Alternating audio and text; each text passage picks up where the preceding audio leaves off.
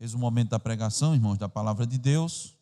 Continuaremos a exposição no livro de 2 aos Tessalonicenses, ou na segunda carta do apóstolo Paulo aos irmãos de Tessalônica, no capítulo 2. Este será o segundo sermão que nós faremos baseado em 2 Tessalonicenses 2, do versículo 1 ao versículo 12, texto esse que nós vamos ler agora. 2 aos Tessalonicenses 2, do 1 ao 12, diz a inerrante palavra de Deus: Irmãos, no que diz respeito à vinda de nosso Senhor Jesus Cristo e à nossa reunião com Ele, nós vos exortamos a que não vos demovais da vossa mente com facilidade, nem vos perturbeis, quer por espírito, quer por palavra, quer por epístola, como se procedesse de nós, supondo tenha chegado o dia do Senhor. Ninguém de nenhum modo vos engane, porque isto não acontecerá sem que primeiro venha a apostasia e seja revelado o homem da iniquidade, o filho da perdição, o qual se opõe e se levanta contra tudo que se chama Deus ou é objeto de culto, a ponto de assentar-se no santuário de Deus, ostentando-se como se fosse o próprio Deus. Não vos recordais de que ainda convosco eu costumava dizer-vos estas coisas? E agora sabeis o que eu detém, para que ele seja revelado somente em ocasião própria.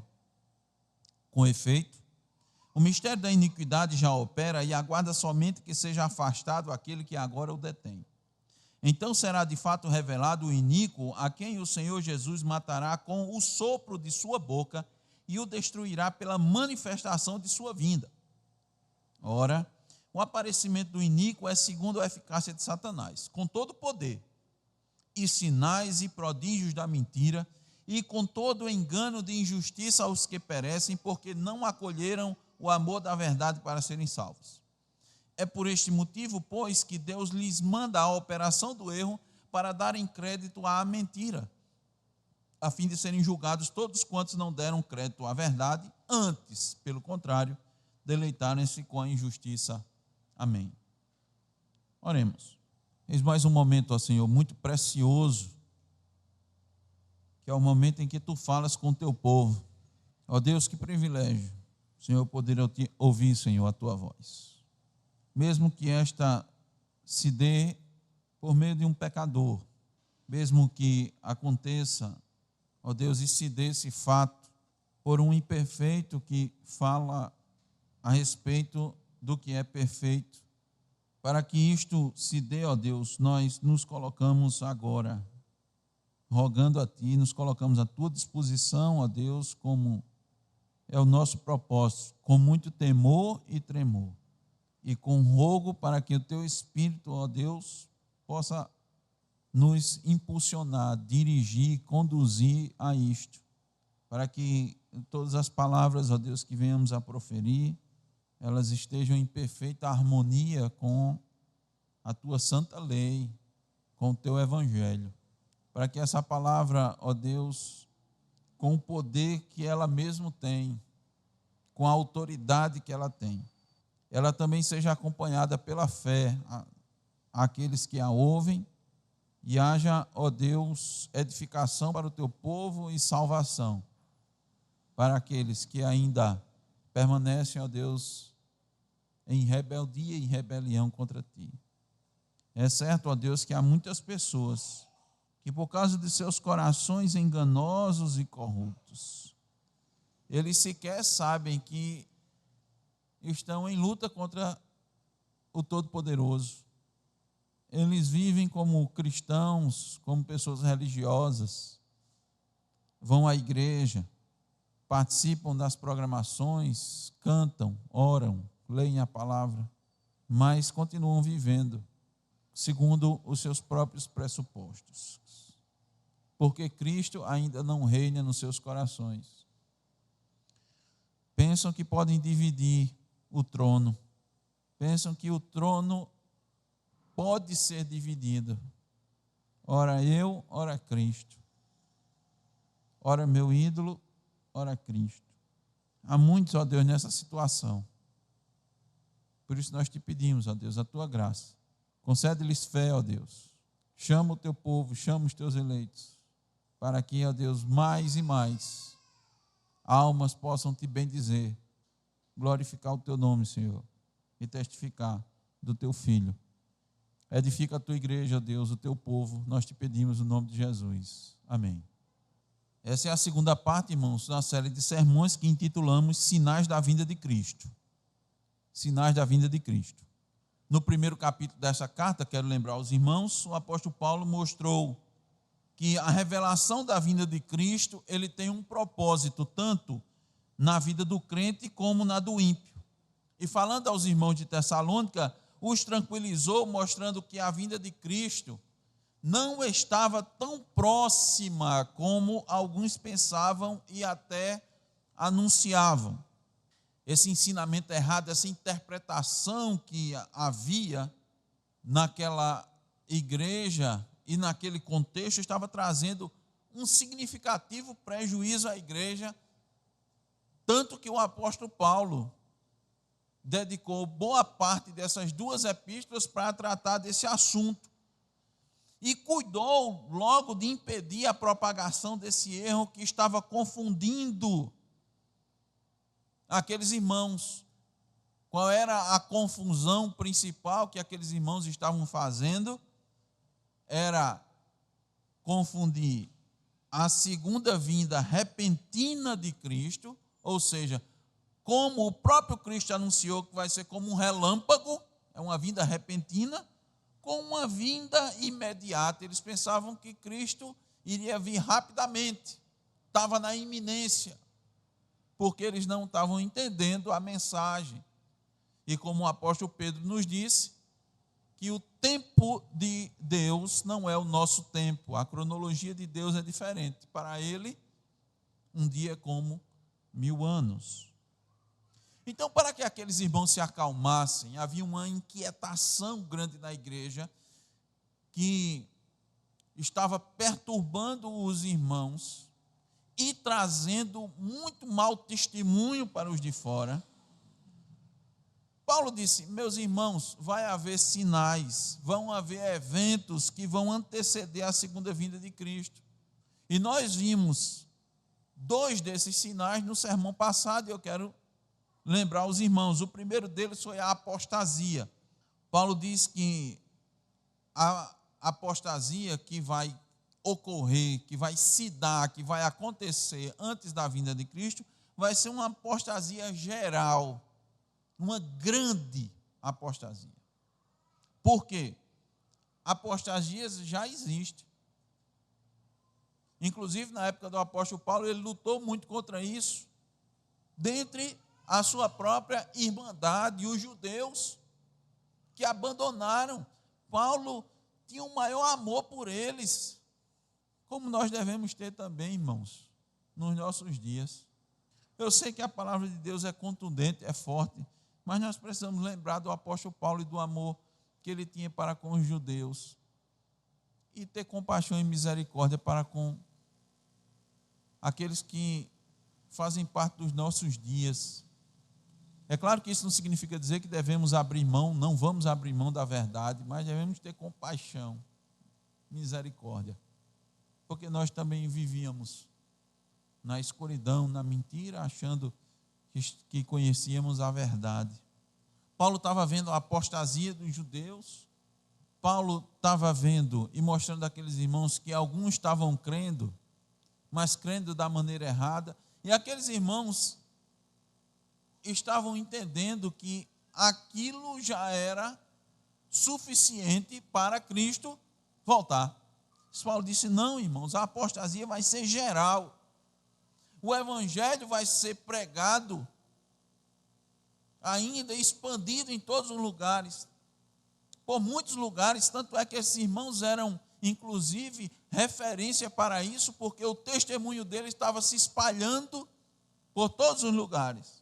Mas ele diz que em algum momento vai haver um grande abandono da fé dentro das igrejas verdadeiras, e poucos vão ficar firmes. Isso vai ser em todo o mundo. A fé no evangelho, a pureza da doutrina, a disciplina, a adoração em espírito e em verdade, isso vai acabar. Lembre-se que estava acontecendo porque o próprio João mostra em Apocalipse, com aquelas 7 cartas às igrejas, que havia tolerância de erro, de pecados. Igrejas que achavam que estavam vivas, mas já estavam mortas, pobres, paupérrimas. Já havia isso naquela época. A gente precisa entender que muitos desses sinais já aconteciam no primeiro século. E continuam acontecendo de lá para cá, irmãos. É por isso que as pessoas interpretam de forma errada, equivocada, muito equivocada, a vinda de Cristo, tentando estabelecer tempos e épocas. Quantos já não tentaram? E erraram terrivelmente.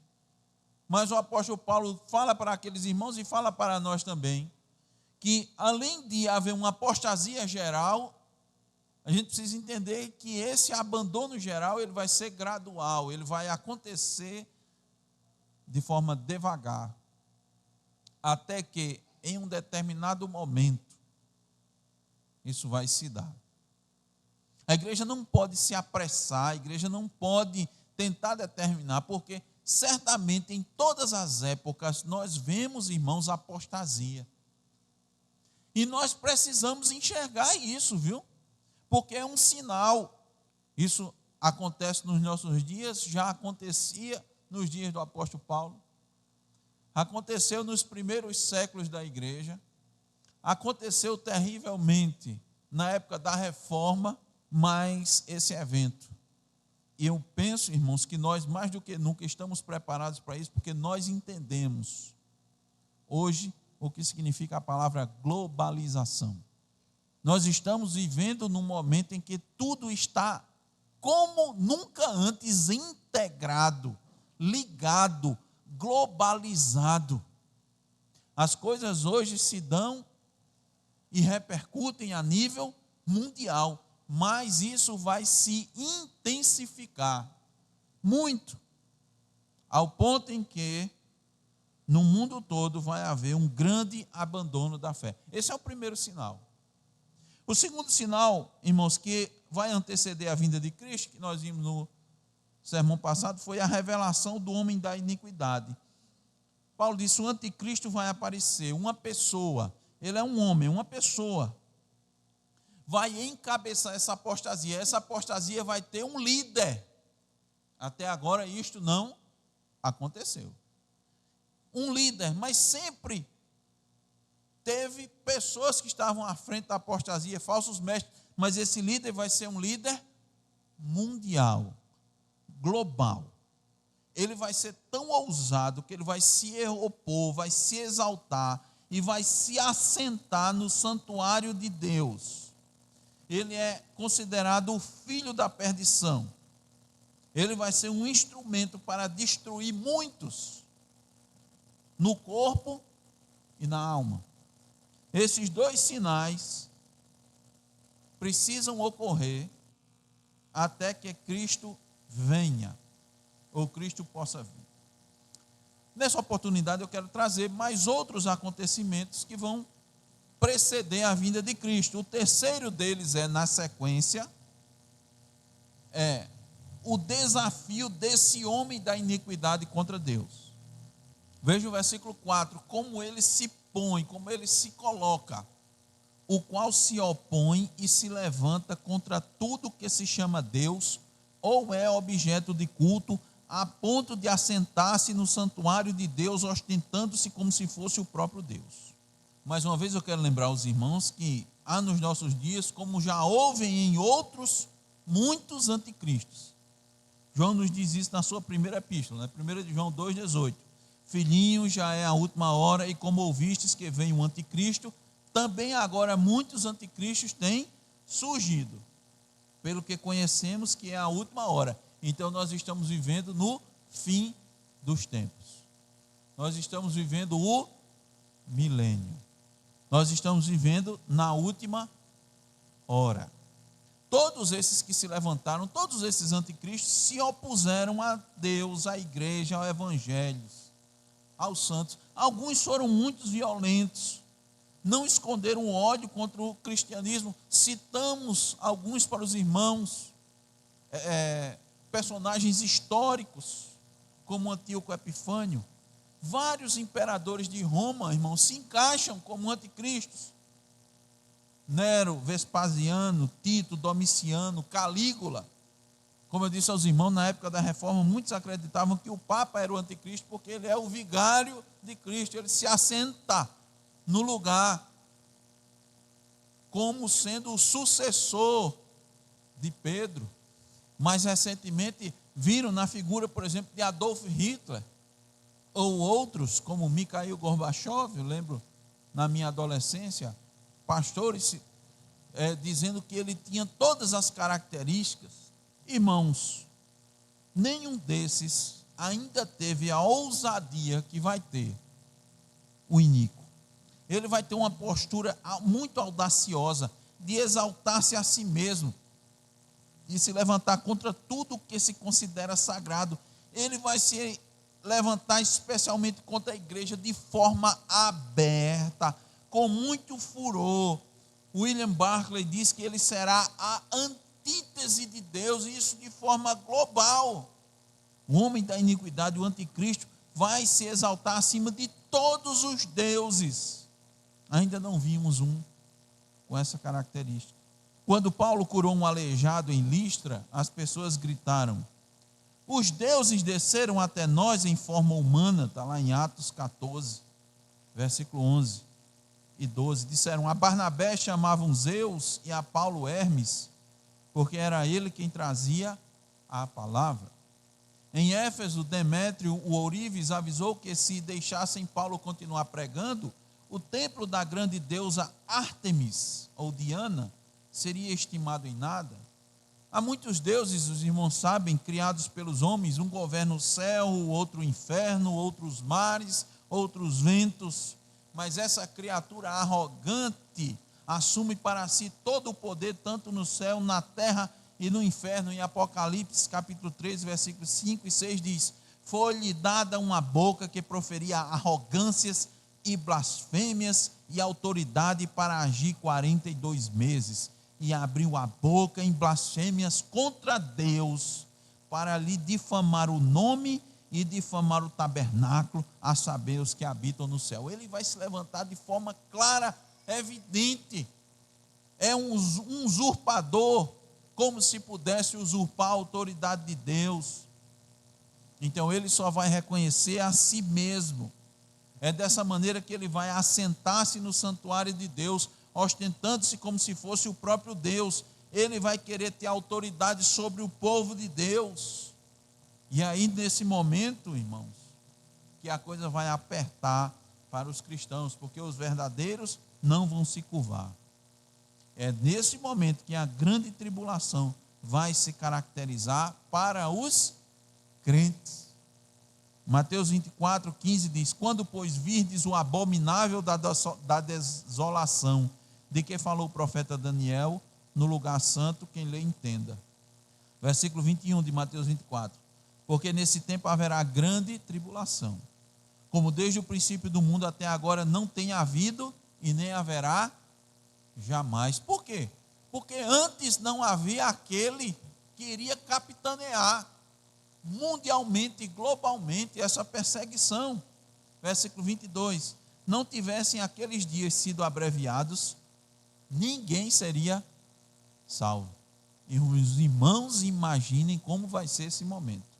Conclui: mas por causa dos escolhidos, tais dias serão abreviados. 29, versículo 29: logo em seguida a tribulação daqueles dias, o sol escurecerá, a lua não dará a sua claridade, as estrelas cairão do firmamento e os poderes dos céus serão abalados. Precisamos entender esses aspectos nos nossos dias para que não façamos como os irmãos de Tessalônica. Olha o versículo 5, voltando aí para 2 Tessalonicenses 2. Paulo diz assim: Não vos recordais de que ainda convosco eu costumava dizer-vos estas coisas? Irmãos, a igreja tem se esquecido de muita coisa. Por mais que nós tenhamos um legado histórico, as igrejas têm ignorado isso. Segundo Hendrickson, a igreja não deveria ter se afastado dessa compreensão. Qual? A compreensão de que o homem da iniquidade, o anticristo, é uma pessoa específica. Citações encontradas na Didaquê, que é um catecismo cristão escrito entre 60 e 90 depois de Cristo. Escritos de Justino Marte e de Agostinho trazem esse mesmo entendimento. E qual é o problema da igreja? O afastamento das crenças e verdades bíblicas historicamente enraizadas. A igreja vai se afastando, inovando. E aí o que é que acontece? Acaba pecando, errando. E Paulo diz: não vos recordais. Essa palavra serve para os nossos dias. Meus irmãos, vocês não se lembram não do que aconteceu no passado. Vocês não se lembram, não está aí registrado naquilo que a igreja cria. Porque vocês têm abandonado a herança histórica rica e têm caído nos mesmos erros que caíram outros no passado. Meus irmãos,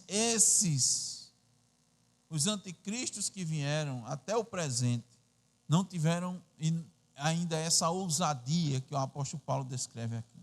Quando um se levantar com essa audácia, quando um quiser usurpar a autoridade de Deus na igreja, reivindicar honras divinas, não considerar nada nem ninguém, requerer que todos os seres humanos lhe rendam honra, se curvem diante dele, e que para isso ele vai ter todas as condições favoráveis. Quando ele agir segundo a eficácia de Satanás, com todo o poder e sinais e prodígios de mentira, e com todo o engano da justiça, então Cristo vai estar às portas. Aqui, meus irmãos, o apóstolo Paulo está nos dando todos os sinais, está nos dando todas as orientações. Veja, não basta um sinal apenas, 2 sinais apenas. Todos precisam acontecer. São todos os sinais. Portanto, o terceiro o sinal da vinda de Cristo será o desafio do homem da iniquidade contra Deus. Ele vai desafiar Deus a nível global. A nível global. Os imperadores de Roma fizeram isso? Fizeram. Mas a nível de quê? Do Império Romano. Era grande, era enorme o Império Romano? Sim, mas não abarcava o globo. Outros foram crescendo, tentaram conquistar muitos territórios, desafiaram, tentaram exterminar o cristianismo, mas esse vai ser global. O quarto sinal na sequência, que queremos mostrar para os irmãos, é a atuação disfarçada do homem da iniquidade. Ele vai atuar de forma disfarçada até seu aparecimento. Observem do versículo 6 em diante. E agora sabeis o que o detém para que ele seja revelado somente em ocasião própria. Com efeito, o mistério da iniquidade já opera e aguarda somente que seja afastado aquele que agora o detém. Versículo 8, a parte A. Então será de fato revelado o iníquo. Outro sinal que só será visto e compreendido pelos verdadeiros cristãos é que o mistério da iniquidade já opera. Só os verdadeiros cristãos, irmãos, só quem está em intimidade com Deus e com a palavra de Deus, considera isso, sabe disso. Mesmo nos dias do apóstolo Paulo, a rebelião contra Deus, contra a sua palavra, contra seus mandamentos, já estava presente, estava atuando. Mas ainda era um mistério. Mas o Espírito Santo foi mostrou ao apóstolo Paulo para que a igreja ficasse atenta a esse importante sinal. Mistério no seguinte sentido: ainda não tinha sido claramente mostrado. já havia sido anunciado pelos profetas anteriormente. Muito, irmãos, daquilo que tem no Apocalipse, os profetas já haviam falado. Ezequiel falou, Daniel falou, mas aí com a revelação, com toda a revelação, a coisa começa a ficar mais clara. O homem da iniquidade, o anticristo, iria se levantar, mas tem algo retardando o seu surgimento. Há algo que detém, limita o aparecimento desse homem. Então o que é que acontece? Esse espírito da iniquidade já está agindo de forma disfarçada. Paulo está lembrando esse fato aos irmãos de Tessalônica. Ele está dizendo, o espírito da iniquidade está presente no mundo, mas está agindo de forma silenciosa. Mas está agindo de forma silenciosa para quem? Para os desavisados. Mas a verdadeira igreja não está sem conhecimento desse fato. Ela sabe por quê? Porque a verdadeira igreja está sendo instruída na palavra. A verdadeira igreja está recebendo a instrução de todos os desígnios de Deus. A verdadeira igreja não está sendo limitada na sua instrução. Então ela vê, versículo 6 novamente, e agora sabeis o que eu detém, para que ele seja revelado somente em ocasião própria. Tem um momento certo, um momento determinado para que ele seja revelado. A pergunta é, o que detém o aparecimento do homem da iniquidade? O que está limitando essa aparição? Ou o que dificulta a revelação do homem do pecado? O anticristo. Observem, acompanhem comigo. Esse homem é uma pessoa. Ele vai ter poder ao ponto de desafiar Deus e se assentar no templo de Deus. Ele não vai apenas ser contra o Deus verdadeiro, mas ele vai querer toda a adoração para si. Ele vai querer ser unicamente adorado. Para que ele tenha um ambiente propício para isso, é necessário que haja as devidas condições objetivas para isso. O que nós chamamos de um cenário que favoreça a sua atuação. Que ninguém tenha condições de contrapor, de lhe enfrentar. Que ninguém tenha condições de reivindicar algum direito que esteja sendo descumprido por esse que se levanta. Quando é que isso acontece, irmãos? Quando há falta de legalidade. Quando as leis são abolidas. É isto, exatamente isto. Preste atenção. Enquanto o governo humano estiver bem ordenado, vai haver dificuldade para que o homem da iniquidade atue com toda a sua fúria. Enquanto leis justas estiverem sendo respeitadas, independente da nação, isso restringe o filho da perdição. Enquanto os homens, mesmo ímpios, observarem os princípios do mandamento do Senhor, isso traz equilíbrio das relações e dificulta a ação do anticristo. E agora os irmãos devem lembrar sobre os estudos da lei de Deus que temos feito.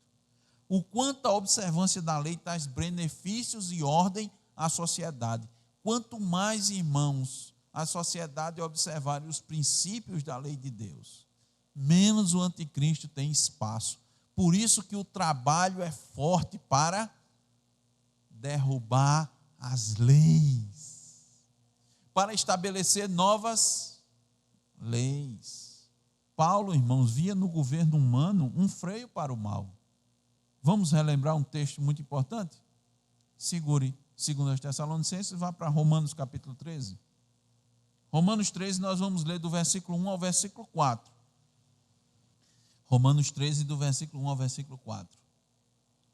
Diz assim: todo homem esteja sujeito às autoridades superiores, porque não há autoridade que não proceda de Deus, e as autoridades que existem foram por ele instituídas. De modo que aquele que se opõe à autoridade resiste à ordenação de Deus, e os que resistem trarão sobre si mesmos condenação. Porque os magistrados não são para temor quando se faz o bem, e sim quando se faz o mal. Queres tu não temer a autoridade? Faze o bem e terás louvor dela. Agora veja o 4. Visto que a autoridade é o quê? Ministro de Deus para o teu bem. Entretanto, se fizeres o mal, teme, porque não é sem motivo que ela traz a espada, porque é ministro de Deus, vingador para castigar o que pratica o mal. Então, quando uma sociedade está bem organizada no seu arcabouço legal, e este atenta para os princípios da lei de Deus, as autoridades combatem o mal. Tanto é que o próprio apóstolo Paulo apelou para as autoridades quando precisou se defender da injustiça. Os irmãos estão lembrados? Atos 25, 10 e 11, está assim escrito: disse-lhe Paulo: estou perante o tribunal de César, onde convém que seja eu julgado. Nenhum agravo pratiquei contra os judeus, como tu muito bem sabes.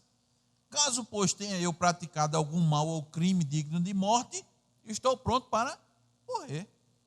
Se, pelo contrário, não são verdadeiras as coisas de que me acusam, ninguém, para lhes ser agradável, pode entregar-me a eles. Apelo para César. Irmãos, Paulo estava sob a autoridade do Império Romano, de imperadores ímpios e muitos deles tiranos, como Nero. Mas foram exatamente as leis romanas, debaixo da permissão divina, que mantiveram Paulo vivo em várias ocasiões. Em Atos 25, 3, os principais sacerdotes e os maiorais dos judeus lhe armavam ciladas para matá-lo. 25, 7, diz que faziam muitas e graves acusações, as quais, entretanto, não podiam provar. A resposta que Festo deu aos principais sacerdotes e anciãos judeus que pediam a condenação de Paulo foi essa: a eles respondi que não é costume dos romanos condenar quem quer que seja, sem que o acusado tenha presentes os seus acusadores. Olha, ele diz assim: eu não condeno alguém à revelia. Vem aqui quem quer acusar e apresente a acusação. E olha o que é que Festo disse mais: e possa defender-se da acusação, ou seja, ampla defesa e o contraditório. Atos 25, 16. O que restringiu, irmãos, a ação dos judeus contra Paulo? As leis. Eu sei, irmãos, que a maioria das autoridades romanas não se importavam com os judeus. Em Atos 18, do 12 ao 17, Galho, ele viu as pessoas espancando Sóstenes, o principal da sinagoga, e não se importava com isso. Isso é verdade. Mas as leis ainda, irmãos, restringiam. Tanto é que os irmãos sabem que o direito romano ainda é estudado nos cursos de direito do nosso país. Elas ainda são referência. Contudo, diz Hendrickson, quando a estrutura básica da justiça desaparece, e quando os juízos falsos e as confissões fraudulentas se transformam na ordem do dia, então o cenário se acha preparado para a revelação do homem da iniquidade. Por quê? Porque o homem da iniquidade vai trabalhar no caos, na confusão, onde não vai poder ser impedido. E observem que é o cenário oposto ao que Deus criou. Deus criou um mundo organizado, ordenado, com leis, com princípios. O que é que Satanás faz, irmãos? Deseja instalar a confusão, o caos. Para quê? Para que o homem da iniquidade tenha ambiente propício. Agora a gente entende melhor, né, irmãos? Porque a verdade tem sido relativizada. Por que a verdade tem sido tanto relativizada? Tanto no ambiente acadêmico quanto no teológico. Por quê? É a preparação do cenário perfeito para a atuação do iníquo. Começa com a teologia liberal.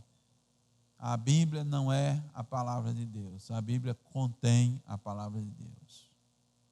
Começa num ambiente externo, acadêmico, das ciências. Não há verdade absoluta.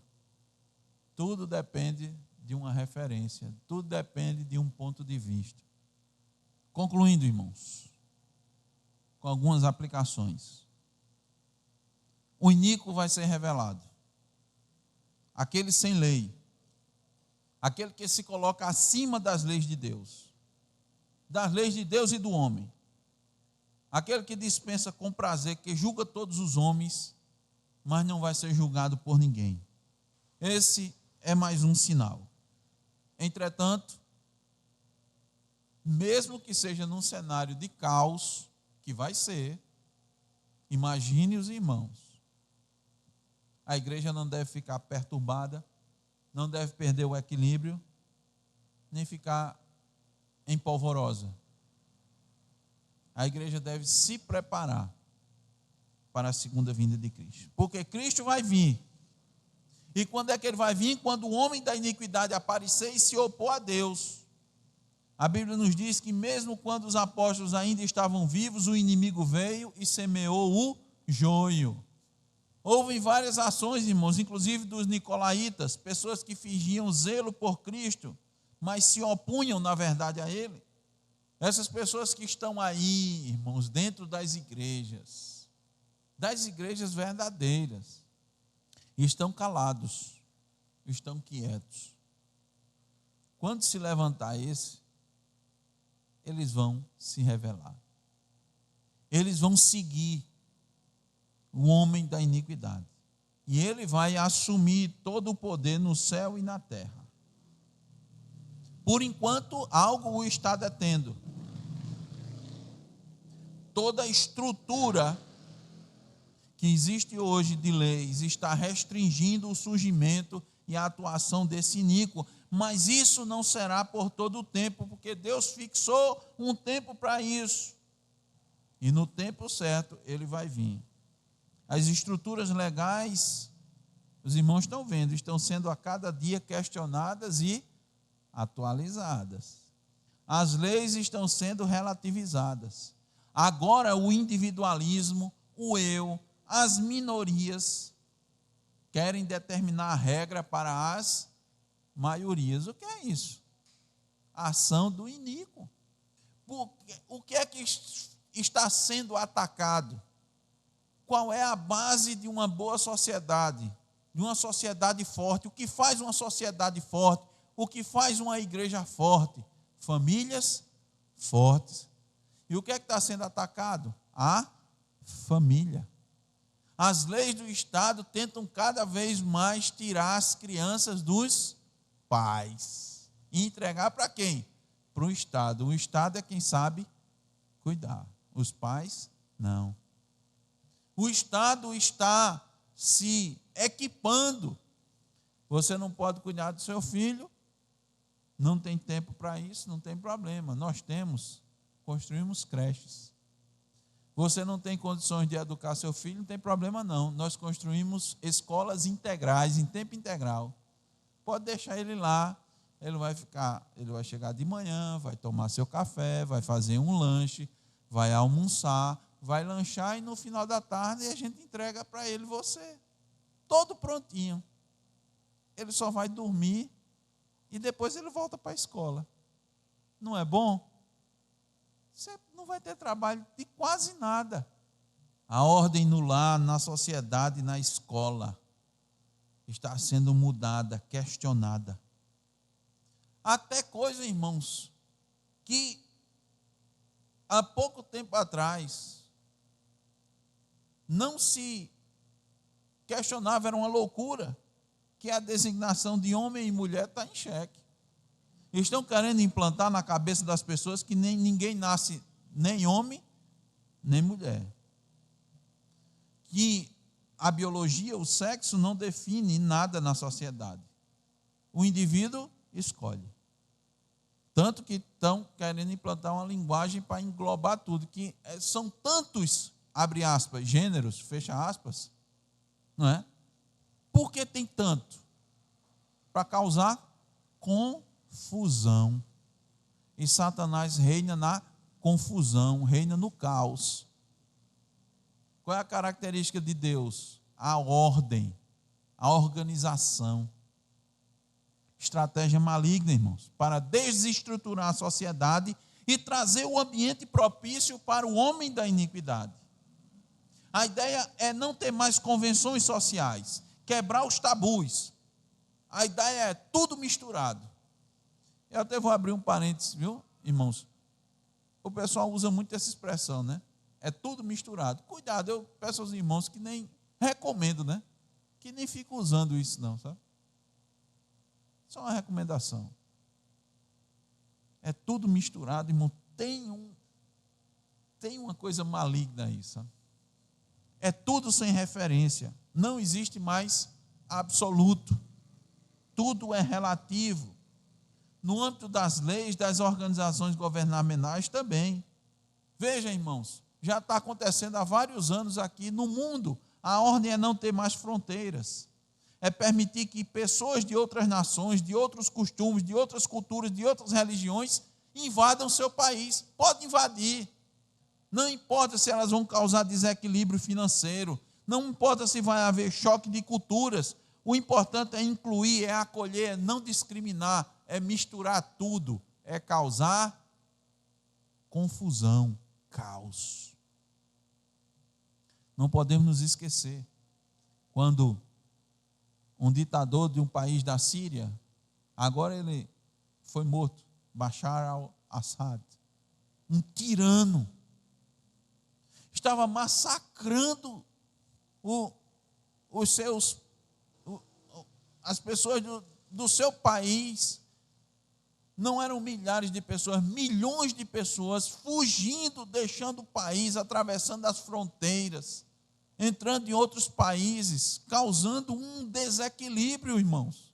Quem entende minimamente de gestão pública sabe que uma quantidade enorme de pessoas que entra, que chega num determinado lugar, ele traz uma demanda tremenda, enorme, e pessoas de outras culturas. O que é que se dizia? Receba. Veja, preste bem atenção, irmão, não estou dizendo que você não vai acolher nem ser humanitário, não.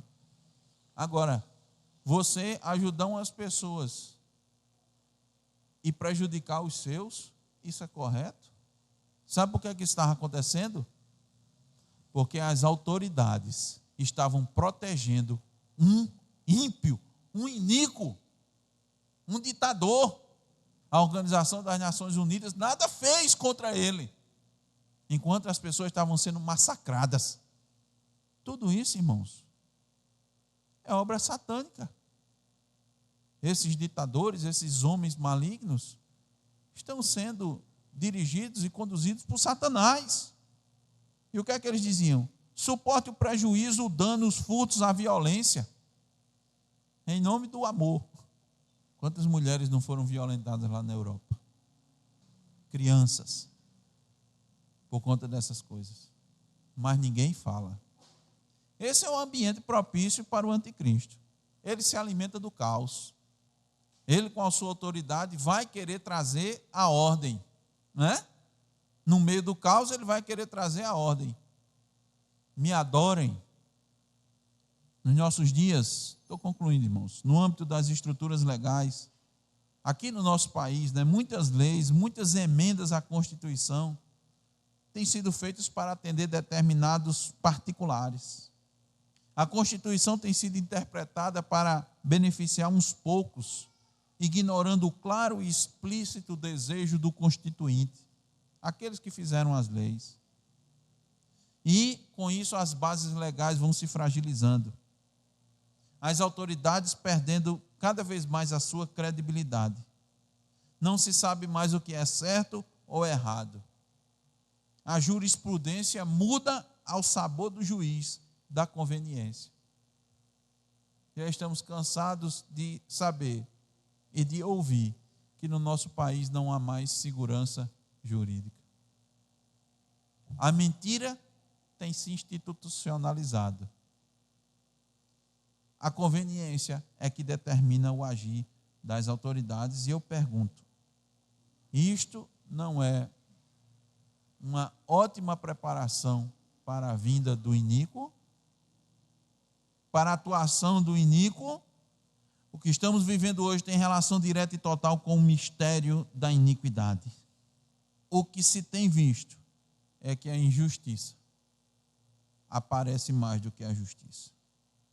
Isso para beneficiar alguns, mesmo que isso traga enorme prejuízo à nação. Lembremos-nos, irmãos, do profeta Isaías, lá em Isaías 5, do 20 ao 23, que ele diz: ai dos que ao mal chamam bem e ao bem mal, que fazem da escuridade luz e da luz escuridade, põem o amargo por doce e o doce por amargo. Ai dos que são sábios a seus próprios olhos e prudentes em seu próprio conceito. Ai dos que são heróis para beber vinho e valentes para misturar bebida forte, os quais, por suborno, justificam o perverso e ao justo negam justiça. São sinais da vinda de Cristo. Ela está próxima. Se ela está próxima, eu pergunto: você está preparado para esta vinda? Tem certeza que vai subir para se encontrar com Cristo nos ares? Você consegue ver esses sinais? Vê que o mistério da iniquidade já opera? Vê que um monte de igreja tem apoiado essas pessoas? Estão seguindo profetas, falsos mestres, que defendem essas autoridades. Deus dá sinais para a nossa vida.